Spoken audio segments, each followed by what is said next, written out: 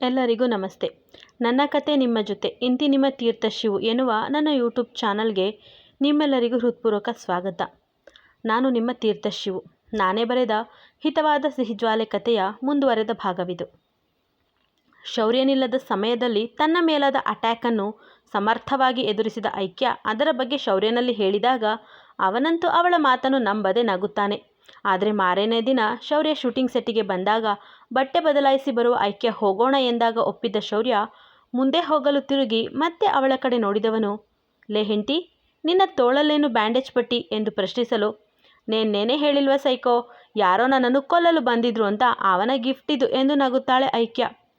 ಆಗ ಶೌರ್ಯ ನಿಜವೇನ ಎನ್ನುವಂತೆ ಆತಂಕದಿಂದ ಅವಳನ್ನೇ ನೋಡುವಾಗ, ಯಾಕಿಷ್ಟು ಹೆದರುತ್ತೀಯ ಕೇಳಿ, ನಾನೇನು ಸತ್ತಿಲ್ಲ ಬಿಡು, ಅವನ ಗ್ಲೌಸ್ ಮತ್ತು ಚಾಕು ಎರಡು ನನ್ನ ಹತ್ರವೇ ಇದೆ, ಮನೆಗೆ ಬಾ ಕೊಡ್ತೀನಿ ಎಂದು ಬಹಳ ಸಹಜವಾಗಿ ಹೇಳಿ ಮುಂದೆ ನಡೆಯುವ ಐಕ್ಯ, ಇವತ್ತು ನನಗೆ ಏನಾದರೂ ಚಾಟ್ಸ್ ಕೊಡಿಸು ಎಂದು ಡಿಮ್ಯಾಂಡ್ ಮಾಡಿದರೆ ಶೌರ್ಯ ಮಾತ್ರ ನಿಂತಲ್ಲೇ ಮುಷ್ಟಿ ಬಿಗಿ ಮಾಡಿದ್ದ. ಮುಂದೆ ಬಾ ಗುರು ಹೋಗೋಣ, ನನಗೆ ಹೊಟ್ಟೆ ಹಸಿಯುತ್ತಿದೆ, ಇವತ್ತು ಪೂರ್ತಿ ಹಾಡು ಕಂಪ್ಲೀಟ್ ಆಗಲೇಬೇಕು ಅಂತ ಪಣ ತೊಟ್ಟು ಕೆಲಸ ಮಾಡಿದ್ದೀನಿ, ಮಧ್ಯಾಹ್ನದ ಊಟ ಸಾಲಲಿಲ್ಲ ನನಗೆ, ಎಷ್ಟು ಹಸಿವು ಅಂದರೆ ಹೊಟ್ಟೆ ಹಸಿವಿಗೆ ನನಗೆ ಕಣ್ಣೇ ಸರಿಯಾಗಿ ಕಾಣುತ್ತಿಲ್ಲ, ಇದು ನೀನಾ ಅಲ್ವಾ ಅಂತಲೂ ಕಾಣುತ್ತಿಲ್ಲ ಎಂದು ನಗುವ ಐಕ್ಯ ಕಣ್ಣನ್ನು ಸಂಕುಚಿಸಿದರೆ ಶೌರ್ಯ ಮಾತ್ರ ನಗಲಿಲ್ಲ. ಬದಲಾಗಿ ಅವಳ ಕೈ ಹಿಡಿದು ಸುಮ್ಮನೆ ನಡೆಯುತ್ತಾನೆ. ಕಾರ್ ಸ್ಟಾರ್ಟ್ ಮಾಡಿದಾಗ ಕೂಡ ಅವನು ಸುಮ್ಮನೆ ಇದ್ದುದನ್ನು ಕಂಡ ಐಕ್ಯ, ಸೈಕೋ, ಯಾಕೆ ಒಂಥರ ಆಗ್ಬಿಟ್ಟೆ, ನಿನ್ನ ಮುಖ ನೋಡಿದರೆ ಒಳಗೊಳಗೆ ಕೊತ ಕೊತ ಕುದಿಯುವ ಹಾಗೆ ಇದೆಯಲ್ಲ, ಏನಾದರೂ ಟೆನ್ಷನ್ನಾ ಎಂದು ಮತ್ತೆ ಮತ್ತೆ ಮಾತನಾಡಿಸಿದರು. ಒಂದು ಕೈನಲ್ಲೇ ಡ್ರೈವ್ ಮಾಡುತ್ತಿದ್ದ ಶೌರ್ಯ ಮತ್ತೊಂದು ಕೈನಲ್ಲಿ ತನ್ನ ಹಣೆ ತೀಡುತ್ತಿದ್ದ ಹೊರತು ಅವಳಿಗೆ ಉತ್ತರಿಸಲಿಲ್ಲ. ಅವಳಿಗೂ ಕೇಳಿ ಕೇಳಿ ಸಾಕಾಗಿ ಹೋಗಿತ್ತು.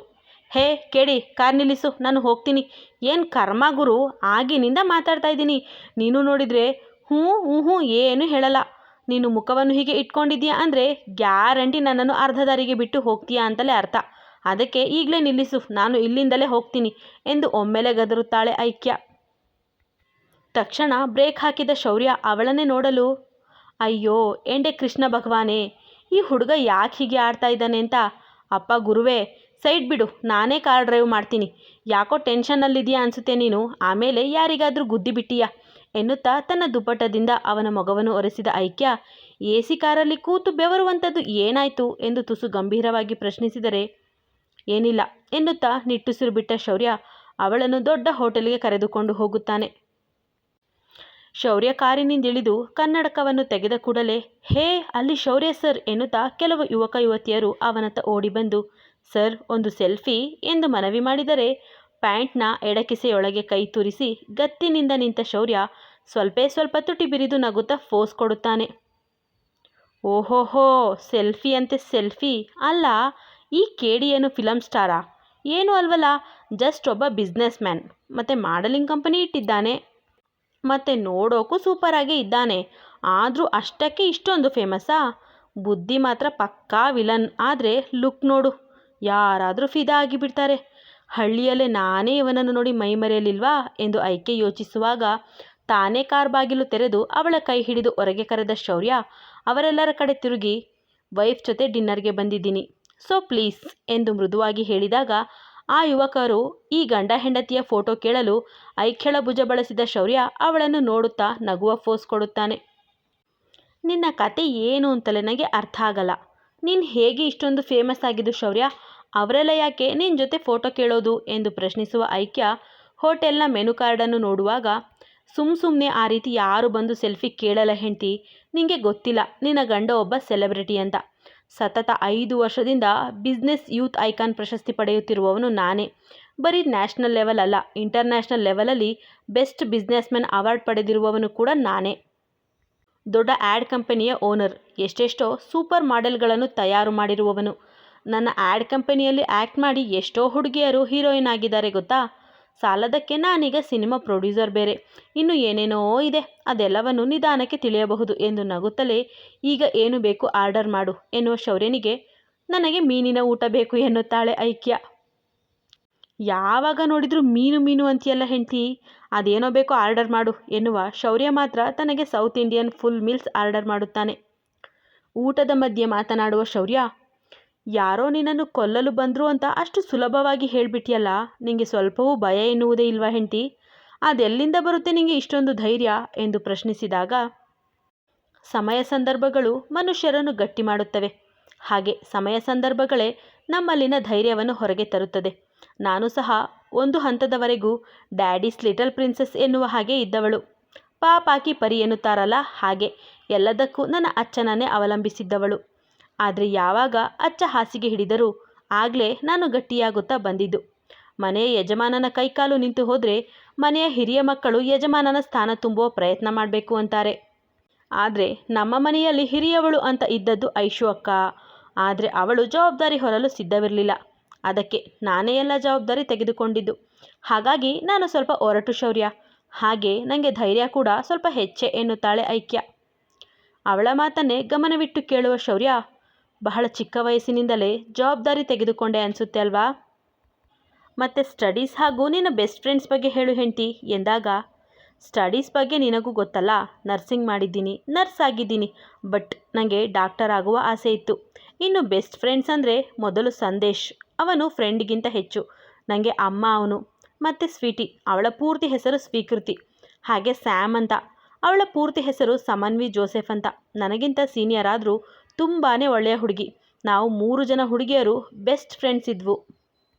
ಬಟ್ ಸ್ಯಾಮ್ ಈಗ ಬದುಕಿಲ್ಲ. ಅವಳು ಲವ್ ಫೇಲ್ಯೂರ್ ಅಂತ ಸೂಸೈಡ್ ಮಾಡಿಕೊಂಡ್ಳು. But I miss her Shaurya. ತುಂಬ ಒಳ್ಳೆಯ ಹುಡುಗಿ. ನನಗೆ ಹೆಣ್ಣು ಪಾಪು ಆದರೆ ಅವಳ ಹೆಸರನ್ನೇ ಇಡ್ತೀನಿ ಎನ್ನುತ್ತಾಳೆ ಐಕ್ಯ. ಅದಕ್ಕೆ ನಾನು ಬಿಡಬೇಕಲ್ಲ ಹೆಂಡತಿ, ನನ್ನ ಮಗಳ ಹೆಸರನ್ನು ನಾನೇ ಸೆಲೆಕ್ಟ್ ಮಾಡೋದು ಎನ್ನುವ ಶೌರ್ಯನಿಗೆ, ಅದೆಲ್ಲ ಆಗಲ್ಲ, ಹೆಣ್ಣು ಮಗುವಿಗೆ ನಾನೇ ಹೆಸರು ಸೆಲೆಕ್ಟ್ ಮಾಡೋದು. ಆ ಹೆಸರು ಸಮನ್ವಿ ಅಂತಾನೆ. ಗಂಡು ಮಗುವಿಗೆ ಬೇಕಾದರೆ ನಿನ್ನಿಷ್ಟ ಬಂದ ಹೆಸರನ್ನೇ ಇಟ್ಟರೆ ಆಯಿತು ಬಿಡು ಎಂದವಳು ತನ್ನ ಮಾತು ಮುಗಿಸುವ ಮೊದಲೇ ನಾಲಿಗೆ ಕಚ್ಚಿಕೊಂಡರೆ, ಕೇಡಿ ಹುಡುಗನಿಗೋ ಜೋರು ನಗು. ಛೆ, ಈ ಸೈಕೋ ಹತ್ರ ಏನೇನೋ ಹೇಳಿಬಿಟ್ನಲ್ಲ ಎಂದು ಒಳಗೊಳಗೆ ಪೆಚ್ಚು ಮೊರೆ ಹಾಕಿದ ಐಕ್ಯ, ಸೈಕೋ, ಕೊನೆಯಲ್ಲಿ ಒಂದು ಐಸ್ ಕ್ರೀಮ್ ಹೇಳಮ್ಮ, ಹಾಗೆ ಒಂದು ಸ್ವೀಟ್ ಬೀಡಬೇಕು ಎನ್ನಲು, ಏನೇ ಹೆಂಡ್ತಿ ಇದು, ಇಷ್ಟು ಅಧಿಕಾರದಿಂದ ಕೇಳ್ತಿದೀಯಾ? ಅದಲ್ಲದೆ ಪರೋಕ್ಷವಾಗಿ ಏನೇನೋ ಕೇಳ್ತಾ ಕೇಳ್ತಾ ನನಗೆ ಸಿಗ್ನಲ್ ಬೇರೆ ಕೊಡ್ತಾ ಇದೀಯಾ? ನಾನಂತೂ ಯಾವತ್ತೋ ರೆಡಿ ಇದ್ದೀನಿ. ಆದರೆ ನೀನೇ ತಾಳಿ ಕಟ್ಟಿದ ಗಂಡನಿಗೆ ಈ ರೀತಿ ಅನ್ಯಾಯ ಮಾಡ್ತಾ ಇರುವುದು ಎನ್ನುವ ಶೌರ್ಯ ಕೆನ್ನೆಯೊಳಗೆ ನಾಲಿಗೆ ತೂರಿಸಿ ನಗುವಾಗ, ಸಿಗ್ನಲ್? ನಾನು ಏನೂ ಇಲ್ಲ, ಬೇಗ ಊಟ ಮುಗಿಸಿ ಮನೆಗೆ ಕರ್ಕೊಂಡು ಹೋಗು ಅಂತ ಹೇಳ್ತಾ ಇದ್ದೀನಿ ಅಷ್ಟೇ ಎನ್ನುತ್ತಾ ಬೇಗ ಬೇಗ ಊಟ ಮಾಡುವ ಐಕ್ಯ, ಐಸ್ ಕ್ರೀಮ್ ಮಾತ್ರ ಕಾರಲ್ಲಿ ತಿನ್ನುವೆ ಎನ್ನುತ್ತಾಳೆ. ಅವಳ ಅವಸರ ಮತ್ತು ಗಡಿಬಿಡಿ ಕಂಡ ಶೌರ್ಯನಿಗೆ ಒಂದು ರೀತಿಯ ಮೋಜೆನಿಸುತ್ತಿತ್ತು. ರೌಡಿ ಹುಡುಗಿಯ ಈ ಪರಿಯ ನಾಚಿಕೆಯೇ ಅವನಿಗೆ ಹೆಚ್ಚು ಇಷ್ಟ. ಮನೆಗೆ ಬರುವಾಗ, ಹೆಂಡ್ತಿ, ನಿನ್ನೆ ನಾನು ಮನೆಯಲ್ಲಿ ಇಲ್ಲದಾಗ ಯಾರಾದರೂ ಏನಾದರೂ ಹೇಳಿದ್ರಾ? ಅಂದರೆ ನಿಮಗೆ ಹರ್ಟ್ ಆಗುವ ಹಾಗೆ ಏನಾದರೂ ಮಾತಾಡಿದ್ರಾ ಎಂದು ಶೌರ್ಯ ಪ್ರಶ್ನಿಸಿದಾಗ, ಹಾಗೆಲ್ಲ ಏನಿಲ್ಲ ಕೇಳಿ, ಎಲ್ಲ ಅವರವರ ಪಾಡಿಗೆ ಇದ್ದರು ಅಷ್ಟೇ ಎಂದು ಐಕ್ಯ ಸುಳ್ಳು ಹೇಳಿದ್ರು. ಅದಾಗಲೇ ರಂಗ ಎಲ್ಲ ವರದಿಯನ್ನು ಒಪ್ಪಿಸಿದ್ದ. ಅವರಿಬ್ಬರು ಮನೆಗೆ ಬರುವ ಹೊತ್ತಿಗೆ ಎಲ್ಲ ಅವರವರ ರೂಮು ಸೇರಿದ್ದರು. ಇವರಿಬ್ಬರು ಸಹ ರೂಮಿಗೆ ಸೇರಿದ ಕೂಡಲೇ ಐಕ್ಯ ಸ್ನಾನಕ್ಕೆ ಹೋದರೆ ತನ್ನ ಫೋನ್ ಹಿಡಿದು ಬಾಲ್ಕನಿಗೆ ಹೋಗುವ ಶೌರ್ಯ, ನೋಡು ಮಂದಿರಾ, ಇದೆಲ್ಲ ಚೆನ್ನಾಗಿರೋದಿಲ್ಲ. ನಿನಗೆ ಈಗಾಗಲೇ ಒಮ್ಮೆ ಎಚ್ಚರಿಕೆ ಕೊಟ್ಟಿದ್ದೀನಿ. ಶೂಟಿಂಗ್ ಸೆಟ್ನಲ್ಲಿ ನನ್ನ ಹೆಂಡತಿಯ ಕಾಲಿಗೆ ಪೆಟ್ಟಾಗುವಂತೆ ಮಾಡಿದ್ದು ನೀನೇ ಎನ್ನುವ ವಿಚಾರ ತಿಳಿದ ಕೂಡಲೇ ನಿನಗೆ ಸರಿಯಾಗಿ ಗ್ರಹಚಾರ ಬಿಡಿಸುವ ಜೊತೆಗೆ ನಿನ್ನ ಕೆರಿಯರ್ನೇ ಬರ್ಬಾದ್ ಮಾಡಿದ್ದೀನಿ. ಈಗ ಮತ್ತೆ ನನ್ನ ಹೆಂಡತಿಯನ್ನು ಕೊಲ್ಲಲು ಸಂಚು ಹಾಕ್ತಾ ಇದೀಯಾ? ಈ ಬಾರಿ ಗ್ಯಾರಂಟಿ ನಿನ್ನನ್ನು ಸಾಯಿಸಿ ಬಿಡ್ತೀನಿ ಅಷ್ಟೇ ಎಂದು ಜೋರು ಮಾಡಿದರೆ, ಅತ್ತಲಿನಿಂದ ಮಾತನಾಡುವ ಮಂದಿರ, ಈ ವಿಚಾರಕ್ಕೂ ನನಗೂ ಯಾವುದೇ ಸಂಬಂಧವಿಲ್ಲ ಎಂದು ಖಡಾಖಂಡಿತವಾಗಿ ಹೇಳುತ್ತಾಳೆ. ಆದರೂ ಅವಳೊಂದಿಗೆ ಕಟುವಾಗಿ ಮಾತನಾಡಿ ಕರೆ ಕಟ್ ಮಾಡಿದ ಶೌರ್ಯ, ಇವಳು ಅಲ್ಲ ಅಂದಮೇಲೆ ಮತ್ಯಾರು ನನ್ನ ಹೆಂಡತಿಯನ್ನು ಕೊಲ್ಲುವ ಯೋಚನೆ ಮಾಡಿರಬಹುದು ಎನ್ನುವ ಯೋಚನೆಯಲ್ಲಿ ಕಳೆದು ಹೋಗುವ ಹೊತ್ತಿಗೆ, ಸ್ನಾನ ಮುಗಿಸಿ ಬಂದ ಐಕ್ಯ ಅವನೆದುರು ಅವನದ್ದೇ ಟವಲ್ ಹಿಡಿದು ಬಾತ್ರೂಮ್ ಕಡೆ ಕಣ್ಣ ಸನ್ನೆ ಮಾಡಲು, ನನ್ನ ಕರ್ಮ, ಯಾವಾಗ ನೋಡಿದ್ರೂ ಈ ರೀತಿ ಪ್ರಾಣ ತಿಂತಿಯಲ್ಲೇ ಹೆಂಡ್ತಿ, ಬರೀ ಕೈಕಾಲು ಮುಖ ತೊಳೆದರೆ ಸಾಲಲ್ವಾ? ಸೆಂಟ್ ಹಾಕಲ್ಲ ಬಿಡು ಎಂದು ಶೌರ್ಯ ಮುಖ ಕಿವುಚಿದರೆ, ಸಾಲಲ್ಲ, ಮೊದಲು ಹೋಗಿ ಸ್ನಾನ ಮಾಡಿ ಬಾ ಎಂದು ಆರ್ಡರ್ ಮಾಡುತ್ತಾಳೆ ಅವನ ರೌಡಿ ಹೆಂಡತಿ. ವಿಧಿ ಇಲ್ಲದೆ ರಾತ್ರಿ ಹೊತ್ತಲ್ಲಿ ಸ್ನಾನ ಮುಗಿಸಿ ಬಂದ ಶೌರ್ಯನ ಎದುರು ಚಾಕು ಮತ್ತು ಗ್ಲೌಸ್ ಹಿಡಿದ ಐಕ್ಯ, ತಗೋ ಕೇಳಿ, ಇದು ನೆನ್ನೆ ನನ್ನನ್ನು ಕೊಲ್ಲಲು ಬಂದ ಕೊಲೆಗಾರನ ಉಡುಗೊರೆಗಳು ಎಂದು ಸುಹಾಸದಿಂದಲೇ ಹೇಳಿ ಆ 2 ವಸ್ತುಗಳನ್ನು ಅವನ ಕೈ ಮೇಲಿಟ್ಟು, ನನಗೆ ಇವತ್ತು ತುಂಬ ಆಯಾಸ ಆಗಿದೆ, ಮಲಗುತ್ತೇನೆ ಎನ್ನುತ್ತಾ ಹಾಸಿಗೆಯ ಮೇಲೆ ಉರುಳಿದರೆ ಚಾಕು ಮತ್ತು ಗ್ಲೌಸ್ ಎರಡನ್ನು ಹಿಡಿದು ಬಾಲ್ಕನಿಯಲ್ಲಿ ಹೋಗಿ ಕೂರುತ್ತಾನೆ ಶೌರ್ಯ. ಎಷ್ಟೋ ಹೊತ್ತಿನ ನಂತರ ಅವನು ರೂಮಿನೊಳಗೆ ಬಂದರೆ ಐಕ್ಯ ಅದಾಗಲೇ ಚಂದದ ನಿದ್ರೆಗೆ ಜಾರಿದ್ದಳು. ದಿನವಿಡೀ ಬಿಡುವಿಲ್ಲದೆ ಶೂಟಿಂಗ್ನಲ್ಲಿ ಪಾಲ್ಗೊಂಡಿದ್ದ ಹೆಣ್ಣಿಗೆ ಆಯಾಸದಲ್ಲೇ ಒಳ್ಳೆಯ ನಿದ್ರೆ ಬಂದಿತ್ತು. ಅವಳ ಮುಖವನ್ನೇ ನೋಡುತ್ತಿದ್ದ ಶೌರ್ಯ, ಗುಂಗುರು ಕೂದಲಿನ ಚೆಲುವೆ ನನ್ನ ಹೆಂಡತಿ ಎನ್ನುತ್ತಾ ಅವಳ ತುಟಿ ಮೇಲಿನ ಪುಟ್ಟ ಮಚ್ಚೆಯನ್ನು ಸವರಿದರೆ, ನಿನ್ನ ಕೈ ಮುರಿದು ಹಾಕ್ತೀನಿ ಅಷ್ಟೇ ಎಂದು ಕಣ್ಮುಚ್ಚಿಕೊಂಡೇ ಎಚ್ಚರಿಕೆ ಕೊಡುತ್ತಾಳೆ ಐಕ್ಯ. ನನಗಿಂತ ದೊಡ್ಡ ಕೇಡಿ ನೀನೇ ಹೆಂಡತಿ, ನಿದ್ರೆಯಲ್ಲೂ ಹೀಗೆ ಎಚ್ಚರಿಕೆ ಕೊಡ್ತಾ ಇದೀಯಾ ಎಂದು ನಗುತ್ತಾ ಅವಳ ಪಕ್ಕವೇ ಅಡ್ಡಾದ ಶೌರ್ಯ ಅವಳು ಸಂಪೂರ್ಣವಾಗಿ ಮಲಗುವವರೆಗೂ ಎಚ್ಚರವಿದ್ದು, ಬಳಿಕ ನಿಧಾನವಾಗಿ ತಾನೇ ಅವಳ ಬಳಿ ಸರಿದು ಅವಳನ್ನೇ ಅಪ್ಪಿ ಮಲಗುತ್ತಾನೆ. ಮಾರನೆಯ ದಿನ ಬೆಳಗ್ಗೆ ಐಕ್ಯ ಏಳುವುದು ತುಸು ತಡವಾಗಿತ್ತು. ಆದರೆ ಅವಳಿಗಿಂತ ಮೊದಲೇ ಎದ್ದ ಶೌರ್ಯ ಕೆಳಗೆ ಹೋಗುವ ಹೊತ್ತಿಗೆ ದಯಾನಂದ್, ಶ್ರಮ್ ಜೊತೆಗೆ ಪುಷ್ಪಾ ಕೂಡ ತಯಾರಾಗಿ ನಿಂತಿದ್ದರು. ದಯಾನಂದನನ್ನು ನೋಡಿ ಮುಖ ತಿರುವಿದ ಶೌರ್ಯ ಕಾಲು ಮೇಲೆ ಕಾಲು ಹಾಕಿ ಕೂರುತ್ತಾ ಮಾತನಾಡುವ ಮೊದಲೇ, ಗುಡ್ ಮಾರ್ನಿಂಗ್ ಆದಿ ಎನ್ನುತ್ತಾ ಅವನ ಮುಂದೆ ಬರುವ ಶ್ರಮ್, ಆದಿ, ನಾನು ಮತ್ತೆ ಡ್ಯಾಡಿ ಮೆಡಿಕಲ್ ಕಾನ್ಫರೆನ್ಸ್ಗೆ ವಿಶಾಖಪಟ್ಟಣಂಗೆ ಹೋಗ್ತಾ ಇದ್ದೀವಿ. ಹಾಗೆ ಮಾಮ್ ಕೂಡ ಬರ್ತೀನಿ ಅಂತ ಹೇಳಿದರು. ಅವರಿಗೂ ಸ್ವಲ್ಪ ಚೇಂಜ್ ಇರಲಿ ಅಂತಷ್ಟೇ. ನಮ್ಮ ಹೊರತಾಗಿ ಅವರೊಬ್ಬರೇ ಎಲ್ಲಿಗೂ ಹೋಗಲ್ವಲ್ಲ, ಹಾಗಾಗಿ ಕರೆದುಕೊಂಡು ಹೋಗೋಣ ಎನ್ನುವ ಯೋಚನೆ ಮಾಡಿದ್ದೀವಿ ಎಂದು ಮೃದುವಾಗಿ ನುಡಿದಾಗ ಆಕಳಿಸುವ ಶೌರ್ಯ, ಅದಕ್ಕೇನಂತೆ, ಆರಾಮಾಗಿ ಹೋಗಿ ಬ್ರೋ, ನಾನು ಯಾರನ್ನು ತಡೆಯೋದಿಲ್ಲ ಎನ್ನುತ್ತಾ ಮೈ ಮುರಿಯುವ ಹೊತ್ತಿಗೆ ಐಕ್ಯ ಕೂಡ ಕೆಳಗೆ ಬರುತ್ತಾಳೆ. ಶೌರ್ಯ ಅಷ್ಟು ಹೇಳಿದ ನಂತರವೂ ಅವರೆಲ್ಲರೂ ಅಲ್ಲೇ ಉಳಿದಾಗ ಅವರೆಲ್ಲ ಯಾಕೆ ಉಳಿದಿದ್ದಾರೆ ಎನ್ನುವುದು ಅವನಿಗೆ ಚೆನ್ನಾಗೇ ಗೊತ್ತು. ಆದರೆ ಆಗಷ್ಟೇ ಮೆಟ್ಟಿಲ ಬಳಿ ಬಂದ ಐಕ್ಯಳಿಗೆ ಶ್ರಮ್ ಹೇಳಿದ್ದೆಲ್ಲವೂ ಕೇಳಿತ್ತು. ಆದರೂ ಇವರ್ಯಾಕೆ ಇನ್ನೂ ಹೋಗುತ್ತಿಲ್ಲ ಎಂದು ಅವಳು ಯೋಚಿಸುವಾಗ, ಯಾಕೆ ಬ್ರೋ, ಎಲ್ಲ ಇಲ್ಲೇ ಇದ್ದೀರಾ? ಓಹೋ, ನಿಮ್ಮ ಖರ್ಚಿಗೆ ಹಣ ಕೊಡಬೇಕಿತ್ತು ಅಲ್ವಾ, ಮರೆತೇ ಹೋಯಿತು. ನೀವು ಬಾಯಿ ಬಿಟ್ಟು ಕೇಳಿದರೆ ತಾನೇ ನನಗೂ ಗೊತ್ತಾಗುವುದು ಎಂದು ಶೌರ್ಯ ವ್ಯಂಗ್ಯವಾಗಿ ಹೇಳಿದಾಗ, ಎಲ್ಲವನ್ನು ಬಾಯಿ ಬಿಟ್ಟು ಹೇಳೋಕೆ ಆಗುತ್ತಾ? ನಮಗೆ ಬರುವ ಅಲ್ಪ ಸ್ವಲ್ಪ ಸಂಬಳ ಇಟ್ಕೊಂಡು ನಾವು ಬೇರೆ ರಾಜ್ಯಕ್ಕೆ ಹೋಗಿ ಖರ್ಚು ಮಾಡಲು ಸಾಧ್ಯವಾ? ಅಷ್ಟೂ ತಿಳಿಯುವುದಿಲ್ವಾ? ಎಲ್ಲ ನಾಟಕವಷ್ಟೇ ಎಂದು ದಯಾನಂದ್ ಗದರಿದಾಗ ಶೌರ್ಯ, ಹುಟ್ಟಿಸಿದವನಿಗೆ ತನ್ನ ಮಗ ಹೆತ್ತ ತಾಯಿಯ ಪ್ರೀತಿಗಾಗಿ ಹಂಬಲಿಸುತ್ತಿದ್ದಾನೆ, ತುತ್ತು ಅನ್ನಕ್ಕಾಗಿ ಕಣ್ಣೀರಿಡುತ್ತಿದ್ದಾನೆ ಎನ್ನುವುದು ಕಣ್ಣಾರೆ ಕಂಡರೂ ಅರ್ಥವಾಗದೆ ಹೋದ ಮೇಲೆ ನನಗೆ ಹೇಗೆ ಅರ್ಥವಾಗಬೇಕು ಎಂದು ಬೇಕೆಂದೇ ದಯಾನಂದ್ಗೆ ತಾಗುವಂತೆ ಹೇಳಿದಾಗ, ಸರಿಯಾಗೇ ಹೇಳಿದ್ರಿ ಕಣ್ರಿ, ಕೆಲವರು ಇರ್ತಾರೆ ಅಂಥವರು, ಹೆತ್ತವರು ಜನ್ಮ ಕೊಟ್ಟವರು ಅಂತ ಕರೆಸಿಕೊಳ್ಳುವುದಕ್ಕೆ ನಾಲಾಯಕ್ಗಳು. ಅವರಿಗೆ ಸ್ವಂತ ಮಕ್ಕಳ ಕಷ್ಟ ಕಾರ್ಪಣ್ಯಗಳು, ನೋವು, ದುಃಖ, ದುಮ್ಮಾನಗಳು ಅರ್ಥವೇ ಆಗುವುದಿಲ್ಲ. ಅವರಿಗೆ ಏನಿದ್ರೂ ಅವರವರ ಸುಖ ಸಂತೋಷ ಮಾತ್ರವೇ ಮುಖ್ಯ. ಅಂಥವರನ್ನು ನಡು ರಸ್ತೆಯಲ್ಲಿ ನಿಲ್ಲಿಸಿ ಮುಖದ ಮೇಲೆ ಸಗಣಿಯಿಂದ ಬೆರಣಿ ತಟ್ಟಿ ಬಿಡಬೇಕು ಎಂದು ಉರಿಯುವ ಬೆಂಕಿಗೆ ತುಪ್ಪ ಸುರಿಯುವ ಮಾತನಾಡುತ್ತಾಳೆ ಐಕ್ಯ. ದಯಾನಂದ್ ಅವಳನ್ನು ಕೆಕ್ಕರಿಸಿ ನೋಡುವಾಗ, ನನ್ನ ಗಂಡ ನನ್ನ ಜೊತೆಯಲ್ಲಿರುವಾಗ ಯಾವ ಕೊಲೆಗಡುಕರಿಗೂ ನಾನು ಹೆದರುವುದಿಲ್ಲ ಎನ್ನುವ ಐಕ್ಯ, ರೀ, ಇವರೆಲ್ಲ ಮೋಜು ಮಸ್ತಿ ಮಾಡೋಕೆ ಬೇರೆ ರಾಜ್ಯಕ್ಕೆ ಹೋಗುವಾಗ ನೀವ್ಯಾಕೆ ದುಡ್ಡು ಕೊಡಬೇಕು? ಇಷ್ಟು ವರ್ಷ ದುಡಿದಿದ್ದರಲ್ಲಿ ಉಳಿತಾಯ ಮಾಡಿರಲ್ವಾ, ಅದರಲ್ಲೇ ಹೋಗಿ ಬರಲಿ ಬಿಡಿ.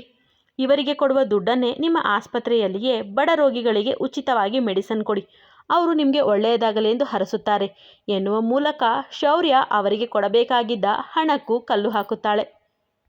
ಇರಲಿ ಬಿಡು ಹೆಂಡ್ತಿ, ಏನೋ ಪಾಪ ಖರ್ಚಿಗೆ ಹಣ ಇಲ್ಲ ಅಂತ ನಿಂತಿದ್ದಾರೆ.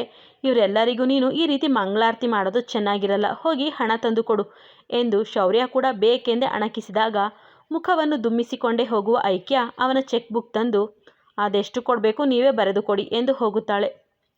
ಶೌರ್ಯ ಕೊಟ್ಟ ಚೆಕ್ ಪಡೆದು ಅವರೆಲ್ಲರೂ ಅಲ್ಲಿಂದ ಹೋದ ನಂತರ ಇವರಿಬ್ಬರೂ ಸಹ ತಮ್ಮ ಕೆಲಸದ ಕಡೆ ಮುಖ ಮಾಡುತ್ತಾರೆ.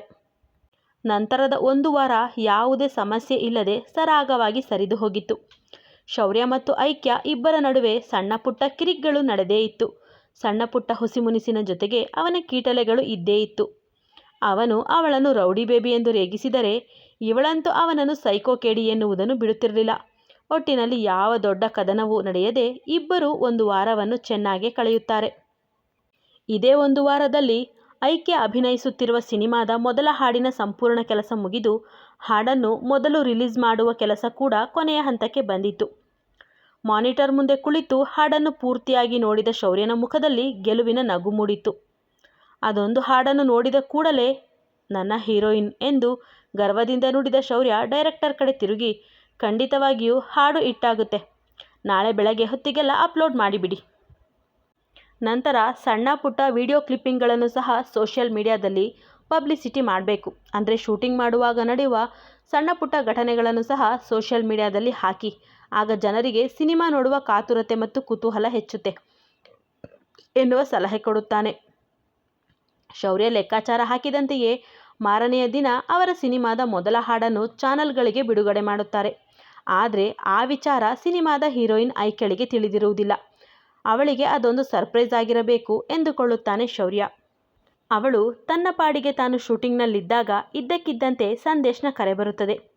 ಕೋಪಿಸಿಕೊಂಡಿದ್ದ ಜೀವದ ಗೆಳೆಯ ಕರೆ ಮಾಡಿದ ಕೂಡಲೇ ಶೂಟಿಂಗಿಗೆ ಬ್ರೇಕ್ ತೆಗೆದುಕೊಂಡವಳು ಅವನ ಕರೆ ಸ್ವೀಕರಿಸಿ, ನನ್ನ ಮೇಲೆ ನಿನಗಿದ್ದ ಕೋಪ ಕಡಿಮೆ ಆಯಿತಾ ಎಂದು ಖುಷಿಯಿಂದ ಪ್ರಶ್ನಿಸಿದಾಗ, ಕೋಪ ಯಾವಾಗಲೋ ಹೋಯಿತು ಅಚ್ಚು, ಆದರೂ ಸ್ವಲ್ಪ ದಿನ ನಿನ್ನನ್ನು ಆಟವಾಡಿಸಬೇಕು ಅಂತ ಯೋಚಿಸಿದೆ ಅಷ್ಟೇ.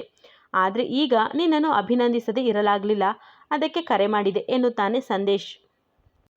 ಆದರೆ ಅವನ ಮಾತು ಅರ್ಥವಾಗದಿದ್ದಾಗ ಐಕ್ಯ, ನೀನು ಅಭಿನಂದಿಸುವ ಮಹತ್ ಕಾರ್ಯ ನಾನೇನು ಮಾಡಿದ್ದೀನಿ ಗುರುವೇ ಎಂದು ನಾಟಕೀಯವಾಗಿ ಕೇಳಿದಾಗ, ನೀನು ಆ್ಯಕ್ಟ್ ಮಾಡುತ್ತಿರುವ ಸಿನಿಮಾದ ಹಾಡನ್ನು ಈಗಷ್ಟೇ ನೋಡಿದೆ ಅಚ್ಚು, ರಿಯಲಿ ನೀನು ಸೂಪರ್ ಕಣೋ, ಎಷ್ಟು ಚೆನ್ನಾಗಿ ಆ್ಯಕ್ಟ್ ಮಾಡಿದೀಯಾ, ಡ್ಯಾನ್ಸ್ ಕೂಡ ಅಷ್ಟೇ ಚೆನ್ನಾಗಿ ಮಾಡಿದೀಯಾ, ಒಟ್ಟಿನಲ್ಲಿ ನೀನು ಫ್ಯೂಚರ್ ಸ್ಟಾರ್ ಆಗುವುದರಲ್ಲಿ ಸಂಶಯವೇ ಇಲ್ಲ ಎನ್ನುವ ಸಂದೇಶ್ನ ಮಾತಿಗೆ ಆಶ್ಚರ್ಯ ತೋರುವ ಐಕ್ಯ, ಏನು ಹಾಡನ್ನು ಆಗಲೇ ಅಪ್ಲೋಡ್ ಮಾಡಿದ್ದಾರಾ, ಯಾವ ಚಾನಲ್ನಲ್ಲಿ ಬಂತು, ನಾನು ನೋಡಿಯೇ ಇಲ್ವಲ್ಲ ಎಂದಾಗ, ಬೆಳಗಿನಿಂದ 5-6 ಸಲ ಇದೇ ಹಾಡನ್ನು ನೋಡಿದ್ದೇನೆ ಅಚ್ಚು, ಈಗಲೂ ನಿನ್ನ ಸಿನಿಮಾದ ನಿನ್ನದೇ ಹಾಡನ್ನು ನೋಡ್ತಾ ಇದ್ದೀನಿ.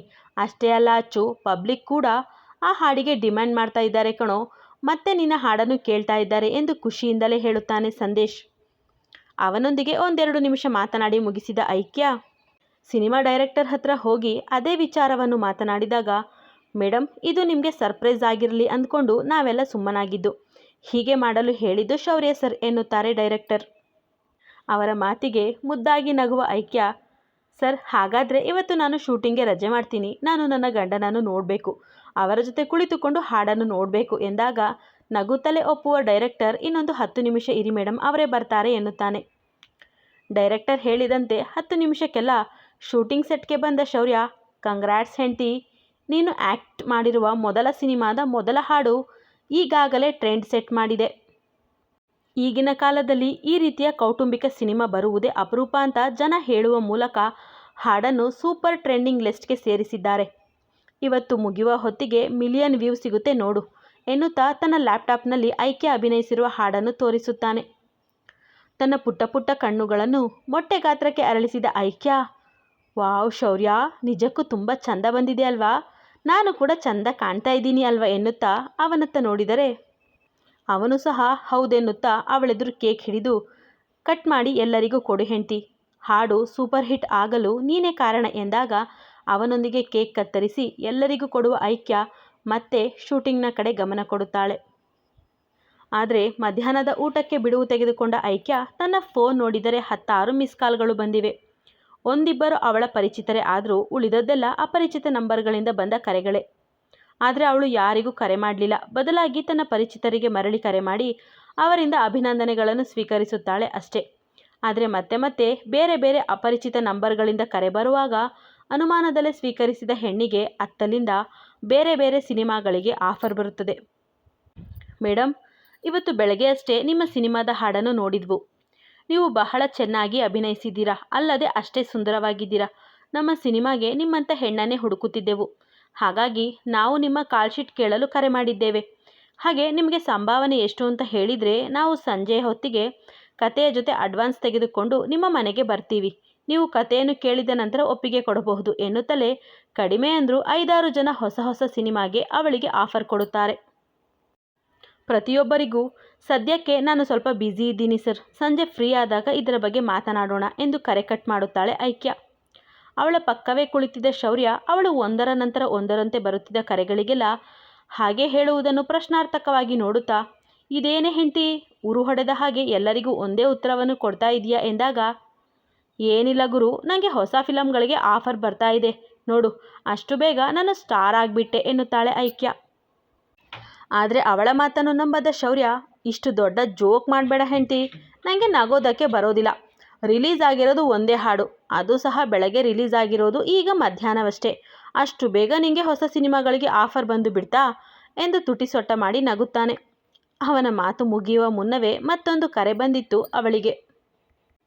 ಕರೆ ಸ್ವೀಕರಿಸಿದ ಐಕ್ಯ, ನೋಡಿ ಅದನ್ನೆಲ್ಲ ನೀವು ನನ್ನ ಮ್ಯಾನೇಜರ್ ಹತ್ರ ಮಾತಾಡಿ, ನನ್ನ ಮ್ಯಾನೇಜರ್ ಹೆಸರು ಸೈಕ್ ಶೌರಿ ಅಂತ, ಅವರೇ ನನ್ನ ಡೇಟ್ಸ್ ಮತ್ತು ಕಾಲ್ ಶೀಟ್ ಬಗ್ಗೆ ಹೇಳ್ತಾರೆ ಎಂದು ಕಷ್ಟದಲ್ಲೇ ನಗುವನ್ನು ಬಂಧಿಸಿ ಶೌರ್ಯನ ಎದುರೇ ಅವನದ್ದೇ ಫೋನ್ ನಂಬರ್ ಕೊಡುವಾಗ ಅವಳನ್ನೇ ಕೊಲ್ಲುವಂತೆ ನೋಡುತ್ತಿದ್ದವನು ತನಗೆ ಬಂದ ಕರೆಯನ್ನು ಸ್ವೀಕರಿಸಿದರೆ ಐಕ್ಯ ಹೇಳಿದಂತೆಯೇ ಅವಳ ಕಾಲ್ ಶೀಟ್ ಕೇಳುವ ಸಲುವಾಗಿ ಸೂಪರ್ ಸ್ಟಾರ್ ಒಬ್ಬರ ಮ್ಯಾನೇಜರ್ ಕಾಲ್ ಮಾಡಿರುತ್ತಾರೆ.